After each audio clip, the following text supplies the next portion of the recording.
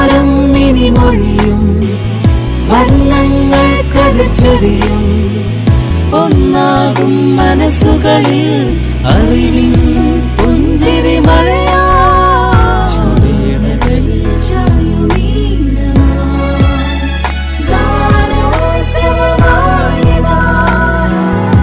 Janvani 90.8 community FM radio Panoor. ഇപ്പോൾ വാരാന്ത്യ ലോക വൃത്താന്തം കേൾക്കാം. പ്രൊഫസർ ജെ ജേക്കബ് അവതരിപ്പിക്കുന്നു. വാരാന്ത്യ ലോക വൃത്താന്തം.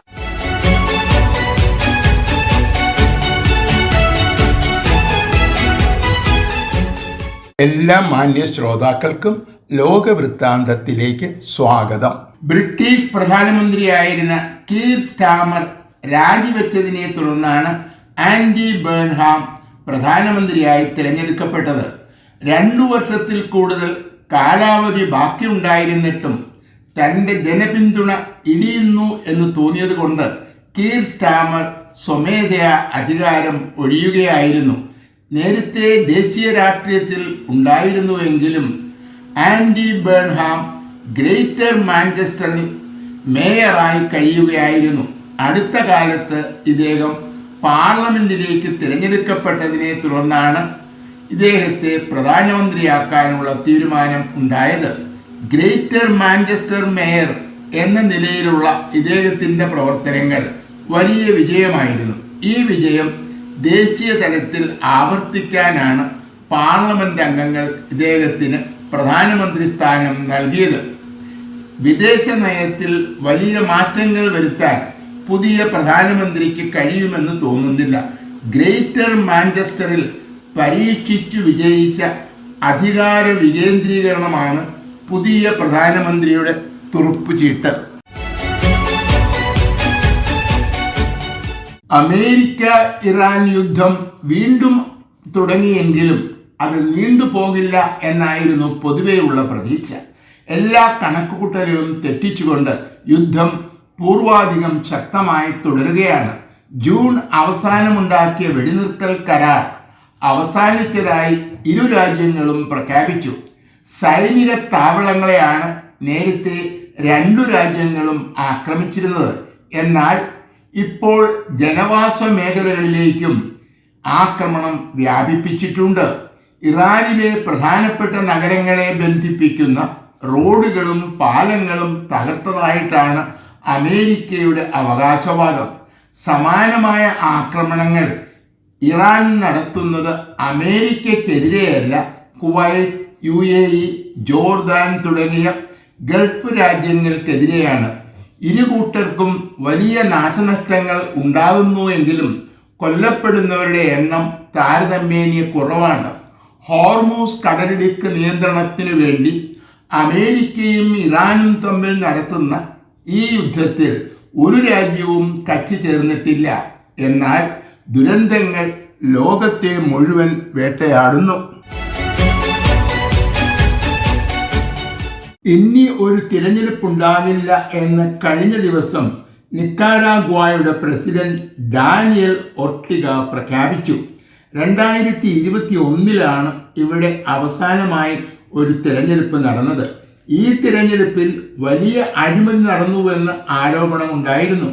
പട്ടാളത്തിൻ്റെ സഹായത്തോടെ എല്ലാ എതിരാളികളെയും അടിച്ചമർത്തിയാണ് ഒർട്ടിഗ വിജയം ഉറപ്പാക്കിയത്. 2007 മുതൽ ഇദ്ദേഹമാണ് നിക്കാരാഗ്വയുടെ പ്രസിഡന്റ്. ഇദ്ദേഹത്തിൻ്റെ മരണാനന്തരം സ്വന്തം ഭാര്യ പ്രസിഡന്റാകുന്ന രീതിയിൽ ഭരണഘടന ഭേദഗതി ചെയ്തിട്ടുണ്ട്. ഭർത്താവായ പ്രസിഡന്റും വൈസ് പ്രസിഡന്റായ ഭാര്യയും ചേർന്നാണ് ഇപ്പോൾ ഭരണം നടത്തുന്നത്. ഭരണപരമായ കാര്യങ്ങൾ മാത്രമല്ല, സൈന്യം, കോടതി തുടങ്ങി എല്ലാം തന്നെ ഈ ദമ്പതികളുടെ നിയന്ത്രണത്തിലാണ്. ഇവിടെ ജനാധിപത്യം സ്ഥാപിക്കാനായി അമേരിക്ക നടത്തിയ ശ്രമങ്ങൾ പരാജയപ്പെട്ടു. പലരും ഭരണം പിടിച്ചെടുക്കുന്നതും അധികാരം ഉറപ്പിക്കുന്നതും നമ്മൾ കണ്ടിട്ടുണ്ട്. എന്നാൽ ഇനിയൊരു തിരഞ്ഞെടുപ്പുണ്ടാവില്ല എന്നൊരു പരസ്യ പ്രസ്താവന ഇതിനു മുമ്പ് കേട്ടിട്ടുണ്ട് എന്ന് തോന്നുന്നില്ല. ഇറാനെതിരെയുള്ള യുദ്ധം അവസാനിപ്പിച്ച് ചർച്ചകളിലേക്ക് മടങ്ങാൻ തയ്യാറാണെന്ന് അമേരിക്ക പ്രഖ്യാപിച്ചു. ഇറാന്റെ ആക്രമണത്തിൽ 3 സൈനികർ കൊല്ലപ്പെട്ടതായി അമേരിക്ക സ്ഥിരീകരിച്ചിട്ടുണ്ട്. ഗൾഫ് രാജ്യങ്ങളിലേക്ക് നിയോഗിച്ചിട്ടുള്ള നിരവധി അമേരിക്കൻ സൈനികർ ഗുരുതരമായി പരിക്കു പറ്റിയിട്ടുണ്ടെന്നും അമേരിക്ക ആ വിവരം മറച്ചുവെക്കുന്നു എന്നുമാണ് ആരോപണം. അതേസമയം ഇറാനിൽ തീവ്രവാദ നിലപാടുകൾ ഉള്ളവർ ചർച്ചകളെ കീഴടങ്ങലായിട്ടാണ് കാണുന്നത്. അയത്തുള്ള അലി ഖമനായി അടക്കമുള്ള നേതാക്കളുടെ കൊലപാതകികളോട് പ്രതികാരം ചെയ്യണം എന്നാവശ്യപ്പെടുന്നവരുടെ എണ്ണം അനുദിനം വർദ്ധിക്കുകയാണ്. അമേരിക്കയുമായുള്ള ചർച്ചകൾക്ക് നേതൃത്വം നൽകുന്ന ഇറാൻ വിദേശകാര്യമന്ത്രി അടക്കമുള്ളവരെ വധിക്കുമെന്ന് ഇസ്രായേൽ ഭീഷണിപ്പെടുത്തിയിരുന്നു. അകത്തുനിന്നും പുറത്തുനിന്നും ഭീഷണി ഉയരുന്ന സാഹചര്യത്തിൽ ചർച്ചകൾക്ക് മുൻകൈയെടുക്കാൻ ഇറാന് കഴിയുമെന്ന് തോന്നുന്നില്ല. മധ്യസ്ഥന്മാരായ പാകിസ്ഥാനും ഖത്തറിനും ഇടപെടാൻ കഴിയാത്ത സ്ഥിതിയിൽ യുദ്ധം അതിരൂക്ഷമായി തുടരുകയാണ്. നീറ്റ് പരീക്ഷയിലെ ക്രമക്കേടിന്റെ ഉത്തരവാദിത്വം ഏറ്റെടുത്ത് വിദ്യാഭ്യാസ മന്ത്രി രാജിവെക്കണമെന്ന് ആവശ്യപ്പെട്ട് കോക്രോച്ച് ജനതാ പാർട്ടി നടത്തിയ സമരം ആക്രമാസക്തമായി. ഇതേ ആവശ്യമുന്നയിച്ച് സോനം വാഞ്ചൂക് നിരാഹാര സമരം ആരംഭിച്ചിട്ട് 3 ആഴ്ച കഴിഞ്ഞു. പരീക്ഷയിൽ നടന്ന ക്രമക്കേടിനെ ഗോർ പാപ് എന്നാണ് പ്രധാനമന്ത്രി നരേന്ദ്രമോദി പാർലമെന്റിൽ വിശേഷിപ്പിച്ചത്. മെഡിക്കൽ വിദ്യാഭ്യാസത്തിനുള്ള പ്രവേശന പരീക്ഷയുടെ ചോദ്യപേപ്പർ ചോർച്ച ലക്ഷക്കണക്കിന് വിദ്യാർത്ഥികൾക്കും അവരുടെ മാതാപിതാക്കൾക്കും വലിയ ബുദ്ധിമുട്ടുണ്ടാക്കി എന്നത് വസ്തുതയാണ്. തന്നെയുമല്ല, ഈ സംവിധാനത്തിൻ്റെ വിശ്വാസ്യത തകർന്നു എന്നതും വസ്തുതയാണ്. ഇതൊക്കെ സർക്കാർ തിരിച്ചറിയുന്നു എന്നതിൻ്റെ സൂചനയാണ് പാർലമെന്റിൽ പ്രധാനമന്ത്രി നടത്തിയ പ്രസ്താവന. എന്നിട്ടും സമരക്കാരുമായി ആശയവിനിമയം നടത്താനോ കുറ്റമറ്റ ഒരു സംവിധാനത്തെക്കുറിച്ച് ആലോചിക്കാനോ സർക്കാർ ഇതുവരെ തയ്യാറായിട്ടില്ല. ശരിയെന്ന് പ്രധാനമന്ത്രി പോലും കരുതുന്ന ആവശ്യങ്ങൾ ഉയർത്തി സമരം ചെയ്യുന്ന വിദ്യാർത്ഥികൾക്കെതിരെയുള്ള പോലീസ് നടപടിയെ ന്യായീകരിക്കാനാവില്ല. ചെങ്കടൽ വഴി വന്ന സൗദി അറേബ്യയുടെ 2 എണ്ണ ടാങ്കറുകൾക്ക് ഹൗദികളുടെ ഭീഷണി മൂലം മടങ്ങിപ്പോകേണ്ടി വന്നു. യമനിലെ സനാ വിമാനത്താവളം സൗദി ആക്രമിച്ചതിൻ്റെ പേരിലാണ് ഈ നടപടി. യമൻ ഭരണകൂടത്തിനെതിരെ പോരാടുന്ന വിമതന്മാരായ ഹൗദികളെ ഇറാനും യമനെ സൗദിയും സഹായിക്കുന്നുണ്ട്. ഏഷ്യയിലെയും യൂറോപ്പിലെയും വിപണികളിലേക്ക് സൗദി അറേബ്യ എണ്ണ എത്തിക്കുന്നത് ചെങ്കടലിലൂടെയാണ്. ഏകദേശം 10 ലക്ഷം ബാരൽ ക്രൂഡ് ഓയിലാണ് ഈ സമുദ്രപാതയിലൂടെ നിത്യവും കടന്നു പോകുന്നത്. ഹോർമൂസ് കടലിടുക്കിൽ ഇറാൻ ഉപരോധം ഏർപ്പെടുത്തിയത് മൂലം അന്താരാഷ്ട്ര വിപണിയിൽ ക്രൂഡ് ഓയിലിൻ്റെ വില ഉയർന്നുകൊണ്ടിരിക്കുകയാണ്. ഇറാൻ അമേരിക്ക യുദ്ധം നടക്കുമ്പോൾ ഒരു ബാരലിൻ്റെ വില $120 വരെ ഉയർന്നു എങ്കിലും വെടിനിർത്തലിനെ തുടർന്ന് അത് $70 കുറഞ്ഞു. വീണ്ടും യുദ്ധം ആരംഭിച്ചതിനെ തുടർന്ന് ഒരു ബാരലിൻ്റെ വില $89 വരെ ആയിട്ടുണ്ട്. ഹൗദികൾ ചെങ്കടലിൽ ഉപരോധം തുടർന്നാൽ അത് വലിയ ഊർജ പ്രതിസന്ധി ഉണ്ടാക്കുമെന്നാണ് വിദഗ്ധന്മാരുടെ മുന്നറിയിപ്പ്.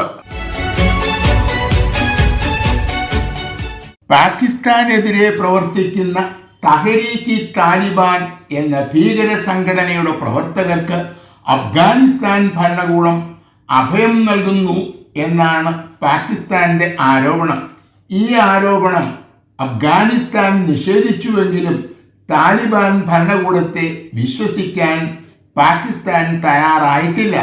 അഫ്ഗാനിസ്ഥാനിലെ ഒരു ലഹരി വിമോചന കേന്ദ്രത്തിനു നേരെ കഴിഞ്ഞ മാർച്ചിൽ പാകിസ്ഥാൻ നടത്തിയ ആക്രമണത്തിൽ ഏകദേശം 400 പേർ കൊല്ലപ്പെട്ടു. ലഹരി വിമോചന കേന്ദ്രം ഒരു സൈനിക താവളമാണെന്നും ഇവിടെ വലിയ ആയുധശേഖരം ഉണ്ടെന്നുമാണ് പാകിസ്ഥാന്റെ ആരോപണം.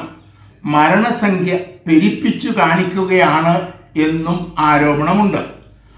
ആംനസ്റ്റി ഇന്റർനാഷണൽ ആക്രമണം നടന്ന സ്ഥലം വിശദമായി പരിശോധിച്ചുവെങ്കിലും പാകിസ്ഥാന്റെ ആരോപണങ്ങൾ ശരിവയ്ക്കുന്ന ഒരു തെളിവുകളും ലഭിച്ചില്ല. പാകിസ്ഥാൻ നടത്തിയ ആക്രമണത്തെ അന്താരാഷ്ട്ര നിയമങ്ങളും മര്യാദകളും ലംഘിച്ചു നടത്തിയ ഒരു കുറ്റമായി കണ്ട് അന്വേഷണം നടത്തണം എന്ന് ആംനസ്റ്റി ഇന്റർനാഷണൽ ആവശ്യപ്പെട്ടു. സമൂഹ മാധ്യമങ്ങളുടെ അനിയന്ത്രിതമായ ഉപയോഗം പ്രായപൂർത്തിയാകാത്ത കുട്ടികളെ പ്രതികൂലമായി ബാധിക്കുന്നു എന്ന് ലോകം തിരിച്ചറിഞ്ഞു തുടങ്ങിയിരിക്കുന്നു.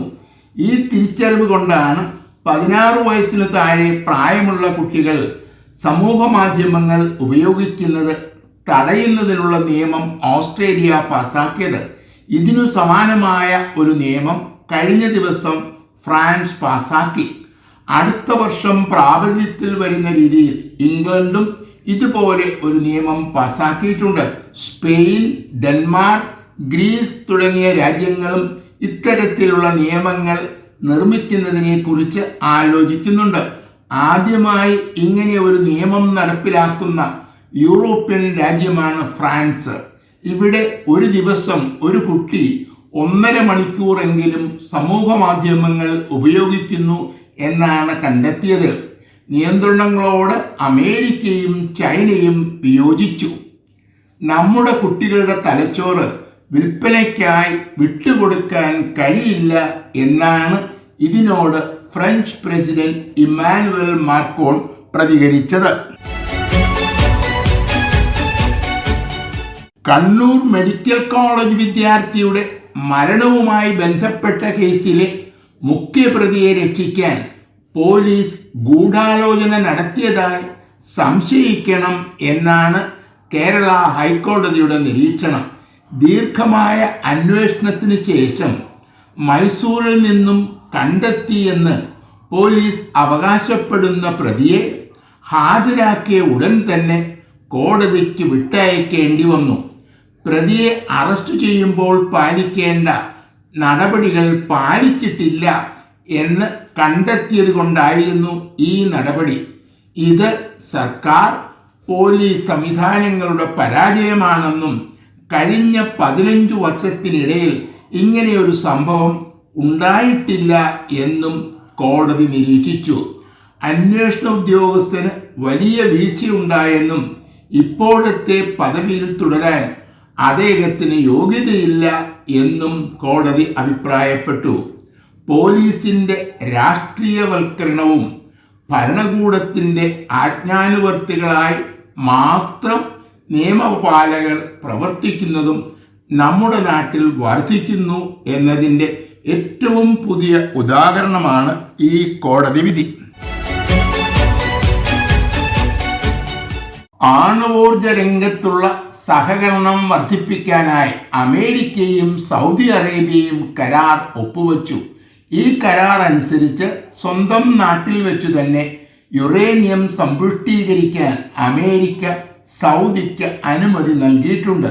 ഇതിനെ അസാധാരണമായ ഒരു ആനുകൂല്യമായിട്ടാണ് വിമർശകർ കാണുന്നത്. യുറേനിയം സമ്പുഷ്ടീകരണം ആറ്റം ബോംബ് നിർമ്മാണത്തിനുള്ള ആദ്യ പടിയാണ്. തങ്ങൾ ആറ്റം ബോംബ് നിർമ്മിക്കില്ല എന്നാണ് സൗദിയുടെ ഉറപ്പ്. എന്നാൽ ഇറാൻ ഒരു ആണവ ശക്തിയായി മാറിയാൽ സൗദിക്ക് മാറി ചിന്തിക്കേണ്ടി വരും എന്നാണ് ഇവരുടെ നിലപാട്. യുറേനിയം സമ്പുഷ്ടീകരണത്തിൽ നിന്നും ആണവായുധ നിർമ്മാണത്തിലേക്ക് എത്താൻ ആവശ്യമായ സഹായം നൽകാൻ സൗദിയുടെ സഖ്യകക്ഷിയായ പാകിസ്ഥാന് കഴിയും എന്നാണ് മറ്റൊരു വിമർശനം. ഇത്തരത്തിൽ സൗദിയുമായി ഒരു കരാർ ഉണ്ടാക്കിയതിനെ ഇസ്രായേൽ രൂക്ഷമായ ഭാഷയിൽ വിമർശിച്ചിട്ടുണ്ട്. സൗദിക്കു നൽകുന്ന പ്രത്യേക ആനുകൂല്യങ്ങൾ മധ്യേഷ്യയിലെ സംഘർഷങ്ങൾ വളരുന്നതിന് വഴിയൊരുക്കും. വാരാന്ത്യ ലോക വൃത്താന്തം.